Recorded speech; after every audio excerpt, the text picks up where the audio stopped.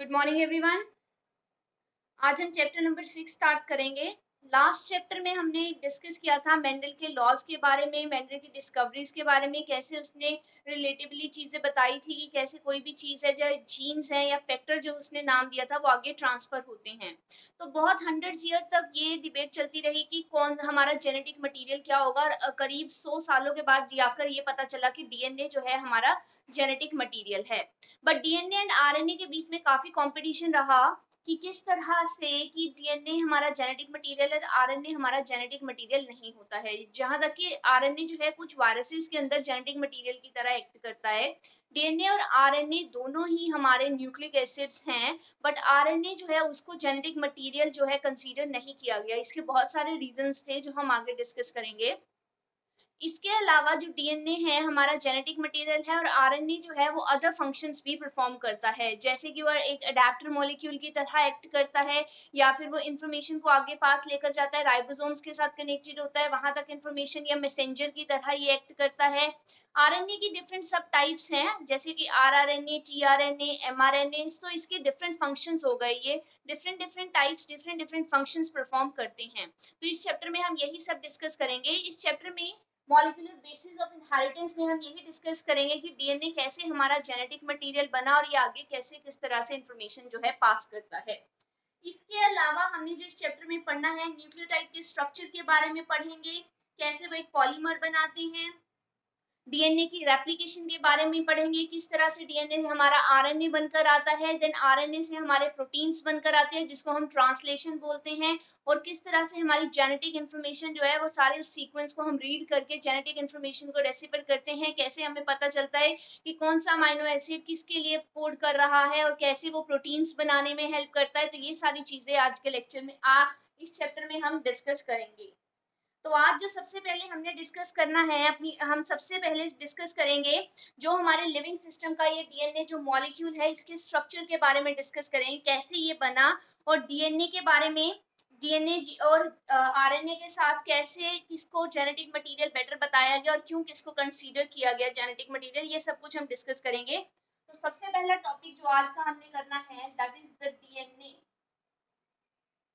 DNA DNA जो है ये लॉन्ग पॉलीमर चेन होती है, किसकी? डीऑक्सीराइबोन्यूक्लिक एसिड की, long polymer chain of deoxyribonucleic acid. DNA की फुल फॉर्म डीऑक्सीराइबोन्यूक्लिक एसिड, या फिर हम बोल सकते हैं डीऑक्सीराइबोन्यूक्लियोटाइड्स। न्यूक्लियोटाइड्स भी हम बोल सकते हैं क्योंकि न्यूक्लियोटाइड्स हमारे आपस में जुड़ते हैं, तो हम बोल सकते हैं कि ये चेन है long polymer chain of deoxyribonucleotides की। इसकी लेंथ जो है वो इस पर डिपेंड करती है कि डीएनए की चेन कितनी लंबी होगी, इस पर डिपेंड करेगी कि उसके अंदर कितने न्यूक्लियोटाइड्स जिसको हम बेसिस भी बोलते हैं वो प्रेजेंट होते हैं। ये कैरेक्टरिस्टिक है एक ऑर्गेनिज्म का जो डिफाइन करता है कि एक पर्सन के अंदर अगर ये डीएनए प्रेजेंट है तो किस तरह से वो जेनेटिक इंफॉर्मेशन को कैरी करके लेकर जाता है। अगर हम बैक्टीरियोफाज की बात करें, अगर हम बैक्टीरियोफाज की बात करें तो बैक्टीरियोफाज में इसमें इसके पास 5386 न्यूक्लियोटाइड प्रेजेंट होते हैं। इसको हम इस तरह से डिनोट करते हैं, बैक्टीरियोफाज को हम इस तरह से डिनोट करते हैं 5386 न्यूक्लियोटाइड जो हैं एक बैक्टीरियोफाज में होते हैं। बैक्टीरियोफाज के अगर हम बात करें, जिसको हम लैम्डा भी बोल सकते हैं, बैक्टीरियोफाज लैम्डा की अगर हम बात करें तो उसमें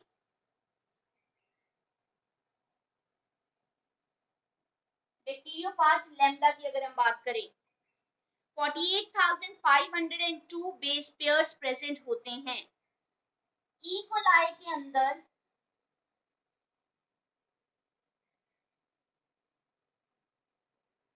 4.6 into 10 to raise power 6 base pairs present होते हैं। और अगर हम ह्यूमन के हैप्लॉइड कंटेंट की बात करें, ह्यूमन में हैप्लॉइड कंटेंट की अगर हम बात करें कि कितना प्रेजेंट होता है 3.3 into 10 to raise power 9 base pairs. इतने बेस पेयर्स जो हैं डीएनए के अंदर प्रेजेंट होते हैं हैप्लोइड। तो ये एग्जांपल के लिए है कि कितने न्यूक्लियोटाइड्स या फिर कितने बेस पेयर्स जो है एक ऑर्गेनिज्म के अंदर प्रेजेंट हो सकते हैं डीएनए की चेन जो बनाते हैं। अब हम पॉलीन्यूक्लियोटाइड के स्ट्रक्चर की बात करेंगे कि ये किस चीज का बना हुआ होता है। कोई भी पॉलीन्यूक्लियोटाइड है वो किस चीज का बना हुआ होता है, स्ट्रक्चर की बात करेंगे। तो अगर हम डीएनए की बात करें या आरएनए की बात करें, कोई भी न्यूक्लियोटाइड हो सकता है हमारा, चाहे डीएनए है चाहे हमारा आरएनए है। इनके तीन कंपोनेंट्स होते हैं, इनके 3 कंपोनेंट्स होते हैं। एक होता है नाइट्रोजनस बेस, एक होती है pentose sugar and last phosphate. Phosphate group इसका एक लगा हुआ होता है। नाइट्रोजनस बेसेस जो हैं दो टाइप के होते हैं, प्यूरीन्स एंड पिरिमिडीन्स। ये प्यूरीन्स एंड पिरिमिडीन्स फर्दर आगे सब डिवाइडेड होते हैं। प्यूरीन्स होते हैं दो टाइप के फर्दर, एडेनिन, ग्वानिन। पिरिमिडीन जो होते हैं साइटोसिन, यूरेसिल, थाइमिन। जब डीएनए की अगर हम बात करें तो उसमें यूरेसिल प्रेजेंट नहीं होता, थाइमिन प्रेजेंट होता है विद अलोंग विद साइटोसिन। और अगर हम आरएनए की बात करें तो आरएनए में थाइमिन प्रेजेंट नहीं होता है, यूरेसिल प्रेजेंट होता है अलोंग विद साइटोसिन। तो टोटल अगर हम नाइट्रोजनस बेस की बात करें तो 4 टाइप के नाइट्रोजनस बेसेस आ गए, adenine, guanine, cytosine, uracil, either thymine. Nitrogenous base जो है हमारा, इसको साफ कर रही हूँ। अगर हम नाइट्रोजनस बेस की बात करें तो नाइट्रोजनस बेस जो है लिंक्ड हुआ होता है शुगर के साथ, लिंक्ड होता है to the OH group of 1' carbon sugar. अब तुमने केमिस्ट्री में स्ट्रक्चर्स पढ़े होंगे। अगर हम शुगर की बात करें, यहाँ पे डीएनए के केस में डीऑक्सीराइबोस शुगर हो, डीऑक्सी शुगर होगी, और अगर हम राइबोस उसकी बात करें आरएनए की तो उसमें राइबोस शुगर होगी। तो जब हम किसी भी स्ट्रक्चर की अगर हम बात करें, इस तरह से स्ट्रक्चर की बात करें अगर हम किसी की भी, तो फर्स्ट पोजीशन के ऊपर कार्बन के साथ जो OH ग्रुप लगा हुआ होता है शुगर में, उसके साथ नाइट्रोजनस बेस जो है हमारा अटैच हुआ होता है। फर्स्ट डैश कार्बन शुगर के OH ग्रुप के साथ नाइट्रोजनस बेस जो है हमारा अटैच हुआ होगा, और इनके बीच में एक लिंकेज प्रेजेंट होगी जिसको हम बोलते हैं नाइट्रोजनस बेस एंड शुगर। जो मैंने बोला कि ये OH ग्रुप के साथ अटैच होंगे, और यहाँ में इनके बीच में कौन सी लिंकेज होगी, ग्लाइकोसिडिक लिंकेज। ग्लाइकोसिडिक लिंकेज के थ्रू ये आपस में जुड़े हुए होंगे। एन डैश ग्लाइकोसिडिक मतलब एन साइड, उसके जैसे दो टर्मिनल होते हैं, एन टर्मिनल होता है, सी टर्मिनल होता है। तो एन टर्मिनल के ऊपर ये शुगर के साथ नाइट्रोजनस बेस जुड़ा हुआ होगा थ्रू ग्लाइकोसिडिक लिंकेज। जब हमारा नाइट्रोजनस बेस शुगर के साथ मिल जाता है तो ये क्या फॉर्म करता है, न्यूक्लियोसाइड। क्या फॉर्म करता है हमारा, न्यूक्लियोसाइड। मैंने क्या बोला, न्यूक्लियोटाइड। अगर हम न्यूक्लियोटाइड की बात करें, ये न्यूक्लियोसाइड है, दोनों डिफरेंट है। न्यूक्लियोटाइड के 3 कंपोनेंट हैं, nitrogenous base, pentose sugar and phosphate group. जो नाइट्रोजनस बेस और अभी शुगर को हमने लिया है, इन दो चीजों को हमने लिया है। बेस जो है शुगर के साथ जुड़ा हुआ होता है, शुगर की फर्स्ट कार्बन के OH ग्रुप के साथ ये बेस जाकर जुड़ता है एक लिंकेज के थ्रू जिसका नाम है एन ग्लाइकोसिडिक लिंकेज। शुगर और बेस ने मिलकर क्या बना दिया, हमारा न्यूक्लियोसाइड हमारा बना दिया। अब ये न्यूक्लियोसाइड है, अगर इसमें नाइट्रोजनस बेस हमारा एडेनिन है तो हम इसको डिऑक्सी एडेनोसाइन बोल सकते हैं, ग्वानिसाइन है तो डिऑक्सी ग्वानोसाइन हम बोल सकते हैं, साइटिडिन है तो डिऑक्सी साइटिडिन बोल सकते हैं। इस तरह से जिस टाइप की 4 टाइप के तुम्हें बेस बताए, 4 टाइप में जो भी हमारी बेस जुड़ा हुआ होगा उसके हिसाब से उसका नाम हो जाएगा। अब इन दोनों के साथ जब फोस्फेट ग्रुप भी आकर ज्वाइन कर जाता है, अब क्या होगा, न्यूक्लियोसाइड हमारा बन चुका है, फॉस्फेट ग्रुप जो है अब लिंक करेगा, फॉस्फेट ग्रुप किसके साथ लिंक करता है हमारा, OHO 5 कार्बनो, ये लिंक करेगा OHO 5 कार्बनो न्यूक्लियोसाइड।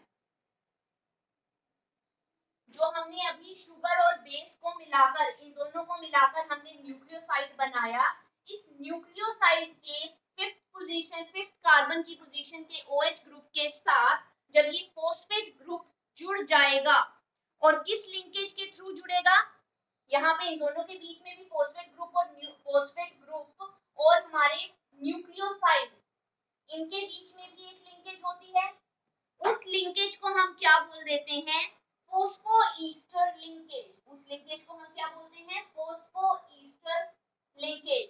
कई बार 1 मार्क क्वेश्चन के लिए तुम्हारे नीट के एग्जाम में ही पूछा जा सकता है कि शुगर और बेस के बीच में किस टाइप की लिंकेज है, तो मैंने पीछे बताया N डैश ग्लाइकोसिडिक लिंकेज। और अगर न्यूक्लियोसाइड और फॉस्फेट ग्रुप के बीच में लिंकेज पूछी जाए तो फॉस्फोईस्टर लिंकेज है। दोनों लिंकेज में डिफरेंस है, तो ये याद रखना। तो ये क्या मिलकर बना देता है, फॉस्फेट ग्रुप भी जब न्यूक्लियोसाइड, अब तीनों मिल गए हैं आपस में, तो तीनों मिलकर हमारा क्या बना देंगे, न्यूक्लियोटाइड। हमारा क्या बन गया, न्यूक्लियोटाइड। दो न्यूक्लियोटाइड, अब ये एक न्यूक्लियोटाइड बन गया हमारा। न्यूक्लियोटाइड में हमारा क्या हुआ, बेस है हमारा, बेस है हमारा, शुगर है हमारी, अब ये एक न्यूक्लियोटाइड बन गया। जब इस तरह से दो न्यूक्लियोटाइड, न्यूक्लियोटाइड प्लस न्यूक्लियोटाइड, जब दो न्यूक्लियोटाइड ऐसे आपस में जुड़ते हैं through 3 5 phosphodiester linkage, phosphodiester linkage, जब दो न्यूक्लियोटाइड आपस में 3 5 फॉस्फोडाइस्टर लिंकेज के थ्रू जुड़ते हैं तो मिलकर क्या बना देते हैं, डाई न्यूक्लियोटाइड। क्या बना देंगे वो, दो न्यूक्लियोटाइड मिलकर डाई न्यूक्लियोटाइड। इसी तरह जब बहुत सारे न्यूक्लियोटाइड, मोर न्यूक्लियोटाइड आपस में जुड़ जाएंगे तो वो क्या करेंगे, आपस में मिलकर एक पॉलीन्यूक्लियोटाइड चेन बना देंगे, जिसमें क्या होंगे, बहुत सारे न्यूक्लियोटाइड हमारे प्रेजेंट होंगे। मोर न्यूक्लियोटाइड मिलकर क्या करेंगे, पॉलीन्यूक्लियोटाइड चेन बना देंगे। ठीक है, इस तरह से ये जो चेन बनकर आती है, एक पॉलीमर बनता है। इस तरह से ये जो एक चेन बनकर आई जिसमें बहुत सारे न्यूक्लियोटाइड्स हमारे प्रेजेंट है, एक पॉलीमर जो हमारा बनकर आया, उसके एक एंड के ऊपर, अब दो एंड होते हैं, एक इस साइड होगा, एक पॉजिटिव एंड होता है, एक नेगेटिव एंड हम बोल सकते हैं, या एक एन टर्मिनल होता है, एक सी टर्मिनल होता है चेन का, किसी भी चेन का। तो पॉलीमर इस तरह से जो बनकर आया, उसके एक एंड पे फ्री फॉस्फेट होगा, एक एंड पे क्या प्रेजेंट होगा, फ्री फॉस्फेट। ऑब्वियसली जब एक चेन बन के आएगी, लास्ट वाला फॉस्फेट जो हमारा बच जाएगा, जो कि हमारा, जिसके साथ कुछ भी नहीं जुड़ा होगा, फ्री फॉस्फेट मॉइटी होगी at 5 end of sugar, sugar के 5 एंड के ऊपर एक फ्री फॉस्फेट प्रेजेंट होगा, जिसको हम क्या बोल देते हैं, एक चेन का 5 एंड। ये हमारी एक चेन बनकर आ रही है, इसका एक फ्री डैश एंड है, जहां पे हमारी फॉस्फेट फ्री फॉस्फेट प्रेजेंट होगी, उस एंड को हम क्या बोल देंगे, 5 एंड हम उसको बोल देंगे। इसी तरह दूसरा एंड जो पॉलीमर का होगा, जहां पे दूसरे एंड पे क्या होगा, फ्री 3 OH ग्रुप हमारा प्रेजेंट होगा, फ्री OH या फ्री 3 OH बोल लो, या फ्री OH ऑफ 3 कार्बन बोल दो। दूसरे एंड पे हमारे क्या होगा, free OH of 3 carbon present होगा, जिसको हम क्या बोल देंगे, पॉलीन्यूक्लियोटाइड का 3 एंड। पॉलीन्यूक्लियोटाइड चेन का हमारा क्या बन गया, वो 3 एंड हमारा बनकर आ गया। ठीक है, तो हमारी एक पूरी की पूरी चेन बनकर आ गई, जिसके एक एंड पे हमारी फ्री फॉस्फेट ग्रुप प्रेजेंट होगा और दूसरे एंड पे हमारा free hydroxyl OH group present होगा। वो 3 कार्बन के साथ है, ये 5 एंड ऑफ शुगर के साथ एसोसिएट है, तो इसलिए 5 एंड, और दूसरे एंड को हमने क्या बोल दिया, 3 एंड हमने बोल दिया। तो this is the structure of nucleotide chain, polynucleotide chain का ये स्ट्रक्चर की हमने बात की। जो किसी भी पॉलीन्यूक्लियोटाइड की अगर हम बैकबोन की बात करें, एक पॉलीन्यूक्लियोटाइड चेन की बैकबोन की अगर हम बात करें, तो बैकबोन ऑफ पॉलीन्यूक्लियोटाइड चेन जो है वो शुगर प्लस फॉस्फेट्स की मिलकर बनी हुई होती है। तो यहाँ पर भी 1 मार्क क्वेश्चन पूछा जा सकता है, composition of backbone of DNA पूछ लें तो that is composed of sugar and phosphate. Sugar and phosphate की बैकबोन बनी होती है और इसी बैकबोन के साथ हमारा नाइट्रोजनस बेस फिर लिंक कर जाता है। इसी बैकबोन के साथ फिर हमारा नाइट्रोजनस बेस जो है लिंक कर जाता है। अब पॉलीन्यूक्लियोटाइड चेन तुम्हें फिगर में दिखाई गई होगी तुम्हारी बुक के अंदर।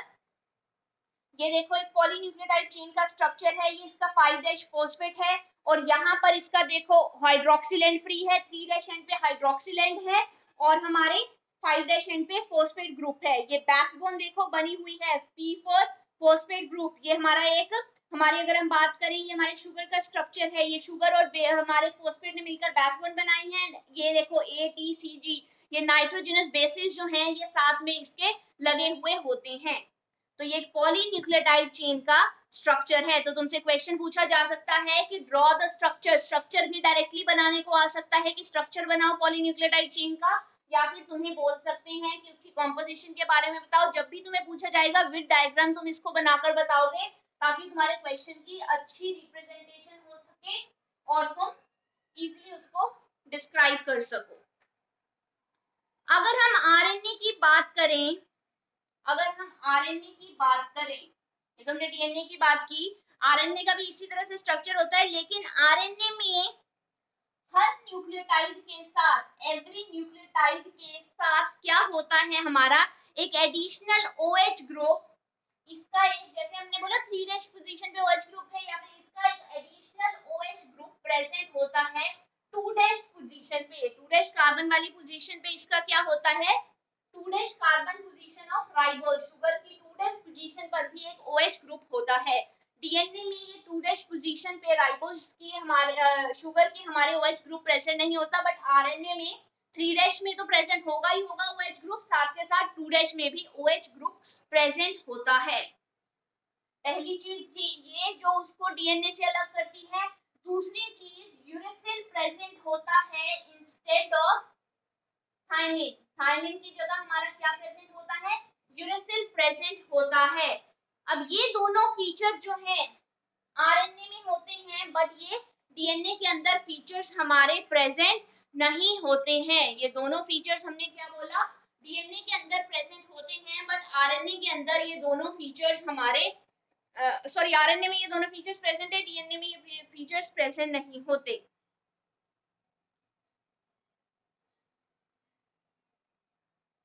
तो ये हमने बात की डीएनए के स्ट्रक्चर की और आरएनए के बारे में एडिशनल फीचर्स जो बाकियों में प्रेजेंट नहीं है।